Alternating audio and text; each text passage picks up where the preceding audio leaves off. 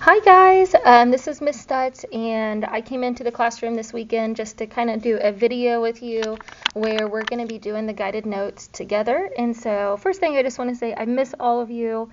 I'm doing pretty good on my rehab and my physical therapy, but I'm still not able to really walk around that much. But let's go ahead and go over order of operation notes. So at this point, all of you should have gotten the 2 pages for the guided notes, and we're going to do these together.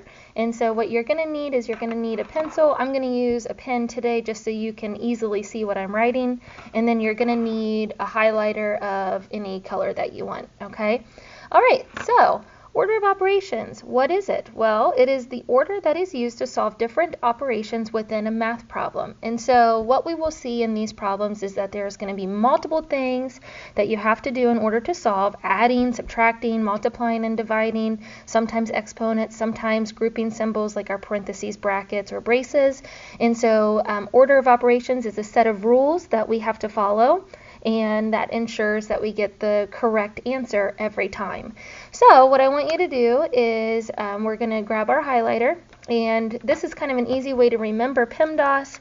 A lot of people are just saying to themselves, please excuse my dear Aunt Sally. So P would be like please, excuse for E, my for M for multiplication, dear, D for division, A for addition, and S for subtraction, of course. And so if you're unsure in what order they go in, you can just kind of say that back to yourself to just kind of remember. So we have, please excuse my dear Aunt Sally. Down below that it says you must follow the steps in order.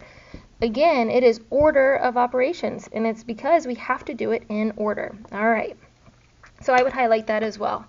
All right, so step 1 is P, which stands for parentheses or grouping symbols. So it might not always be parentheses. You might also see what we call brackets or braces, or you may only just see those parentheses. But all of these 3 things fall under step 1, which is parentheses.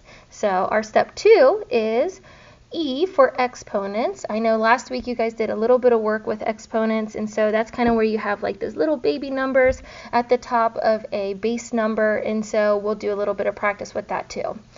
Step 3, and the reason that this is boxed in, and this is super important, so I would put a little star next to it, because on step 3 you're doing multiplication or division. I'm going to highlight the word or, because it's not always going to be multiplication first. Sometimes it might be division first. It just kind of depends, because we're going to solve it left to right. So whichever one comes first in the problem, it can be division first. Based on the way that problem is written, we're going to solve it from left to right. And so I'll talk about that too in the next on the next page with our examples. All right, step 4, again, I'm going to put a little star next to this step box too, because kind of same thing. It's not always going to be addition before subtraction. Sometimes it's going to be addition or subtraction first. And again, we're going to be solving left to right with whichever one comes first. All right, so that's all we need to do on this first page. So I'm going to flip over to my second page. On the second page, I have one example done for us at the top, and then we're going to do these 2 examples together. And so the first thing I want to talk about is on the side, I went ahead and put our steps on each of these boxes, and that kind of helps us to visualize what we need to do, and we can cross them out as we go. All right, and so this first problem is done for us, but let me just talk about it. The problem started as 10 times 5 minus 4 plus 3. And so when we look at these numbers and we look at the operations that we have to do here, we want to go through our steps for order of operations. Do I see any parentheses in this problem or grouping symbols? No, I do not. So I would cross off my P there. Then do I see any exponents, any baby numbers, or anything like that? No, I don't see that either, so I'm going to cross that off. Now do I have multiplication or division? Well, I've got one multiplication and nothing else, no multiplication or division. So I know that I'm going to do my 10 times 5 first. Oh, it's a little blurry, sorry. So I know I'm going to do my 10 times 5 first, and that's going to give me an answer. Let me get y'all situated here. That's going to give me a final answer of 50, and so I drop that down, and then I drop everything else that I haven't done yet. That's just going to come straight down for the next part of the problem. All right. I've done my multiplication. That's how we got 50 here, and there's no division in the problem, so I'm also going to cross that off. Now we're going to go to adding or subtracting.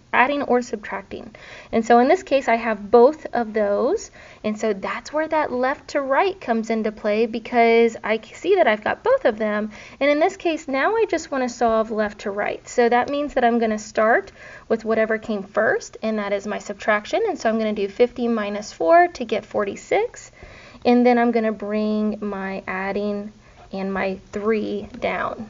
Okay, now I'm done with that, so now my last step here is the 46 plus 3, which gives us 49, which is our final answer. All right, let's do the next example together. And so in this next example, we do see, we have our steps on the side, and we do have parentheses here.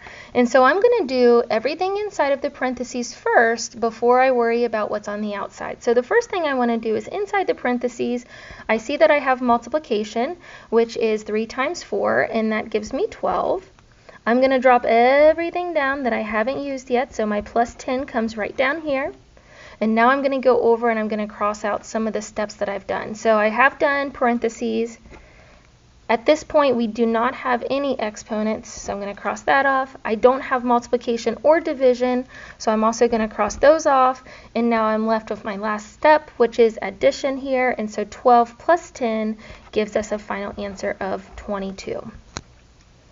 All right, pause the video, try this next one on your own, and then when you're done trying, unpause and see if you got it right. So I'm going to go over this problem in about 3 seconds. So go ahead and pause, try it out, use your steps on the side, and then push play when you're ready. Okay, welcome back. So again, I've got a problem here, and I'm going to go through my steps to see what I need to solve first. Step 1, do I have any parentheses or grouping symbols? Yes, I do, right here. And so I'm going to do that first before I do anything else on the outside. And so first thing is 3 times 2, which gives me 6. Everything else stays in the same order, and it just comes down, everything that I haven't used. So I'm going to keep it in the same order of 20 minus 8 plus, and then that answer for the 6. All right, now I'm done with parentheses. I don't have any others. Do I have any exponents? No, I do not, so I'm going to cross that off too. Do I have any multiplying or dividing? No, I do not. I have subtraction and addition, so I'm going to cross that step off. And now my last step is adding or subtracting left to right. So again, we have both. I'm not always going to do that addition first. I'm going to go left to right. I like to draw that little arrow to remind myself. And then I'm going to solve. So the first thing is 20 minus 8. And so I'm going to do that part first. 20 minus 8 gives me 12. This plus 6 just comes straight down. And now my problem looks like this. Now I'm down to my very last thing that I need to do, which is 12 plus 6. If we add those together, we get 18. All right. How'd you do? Hopefully you got it right. All right, guys. So this is just an intro to what we're going to be doing. I may post another video this week about how to solve order of operations with with an exponent, and so stay tuned for that. And so I will talk to you guys soon. Have a great day. Thanks.